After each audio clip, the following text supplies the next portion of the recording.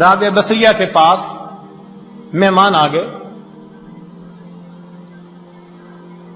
اتنی دیر میں دروازہ کھٹکھٹایا گیا. خادمہ نے کہا جی کہ کوئی بندہ کھانا لایا ہے. فرمان لگی گنو کتنی روٹیاں؟ اس نے کہا 9. کہنے لگی یہ میرا حصہ نہیں کسی اور کا ہے، اسے کہو جاؤ. دوبارہ دروازہ کھٹکھٹایا. کوئی بندہ کھانا لایا ہے، روٹیاں گنو. اس نے کہا جی 9. بھئی میرا حصہ نہیں، کہہ دیا اس کو جو جاؤ کسی اور کا ہے. پھر تھوڑی دیر بعد تیسری مرتبہ دروازہ کھٹکھٹا. خادمہ نے کہا جی کہ پھر کوئی بندہ روٹی لایا ہے، کتنی؟ 9.